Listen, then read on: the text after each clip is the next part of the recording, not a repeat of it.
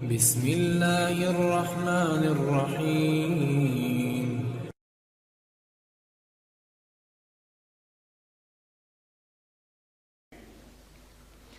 آپ کی خدمت مقدس میں سورہ مبارکہ دخان۔ دخان کیا ہے؟ دخان قرآن مجید کے سوروں میں ایک ایسا عظیم الشان سورہ ہے کہ جس کا حوالہ سمجھ لیجئے کہ 25ویں پارے میں ترتیب نزول کے لحاظ سے نمبر ہے 44، ترتیب قرآن کے لحاظ سے 44 اور ترتیب قرآن کے لحاظ سے 64۔ 25ویں پارے کا 64واں سورہ ہے۔ جب نزول میں تلاش کریں گے تو یہ نمبر 44 ہے۔ اس اعتبار سے اس سورے میں پروردگار عالم نے 59 آیات نازل کی، ایک کم 60۔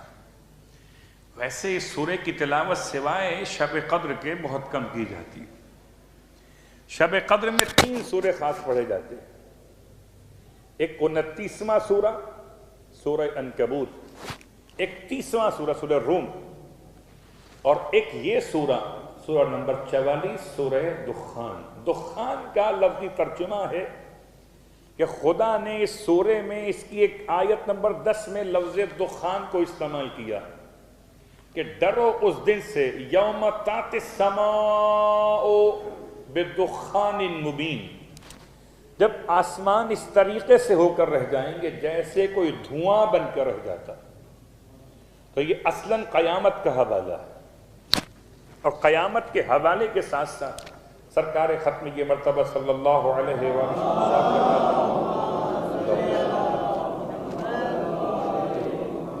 کہ جو شخص بھی اس سورے کی تلاوت کرے، جو شخص بھی سورہ دخان کی تلاوت کرے، خدا بند عالم اس کے سارے پچھلے گناہوں کو بخش دیتا ہے، اور خاص شب جمعہ کی تاکید ہے۔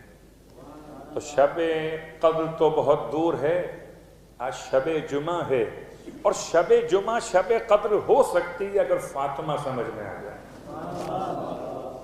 اور اگر سیدہ سمجھ میں نہ آئے تو شب قدر بھی شب قدر نہیں ہے، بے قدری ہے۔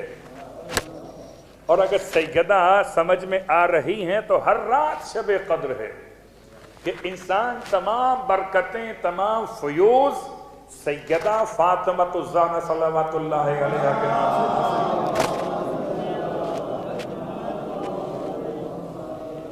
تو شب جمعہ تلاوت کریں سورہ دخان کی، 59 آیات کی تلاوت کیجئے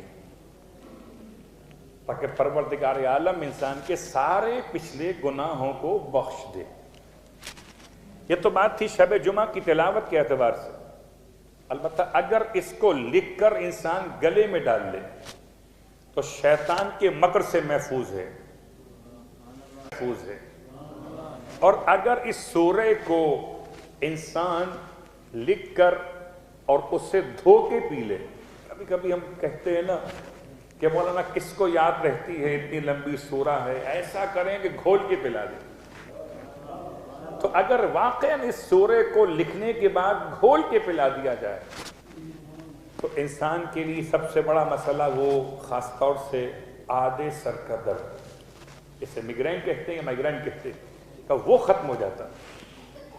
اگر انسان سورہ دخان کو لکھنے کے بعد اس کا پانی پی لے، لکھے خاک شفا سے یا لکھے زعفران سے، اور اسے دھو کے پی لے، تو ہر لحاظ سے یہ سورہ برکتیں لیے ہوئے ہے کہ دھو کے پی لو تو سر ٹھیک ہو جائے، اور سر کے نیچے رکھو تو خواب ٹھیک ہو جائے، اور گلے میں ڈالو تو شیطان دور ہو جائے، اور ویسے پڑھ لو تو قیامت تک مغفور ہے۔ صلوات پڑھیں محمد و آل محمد۔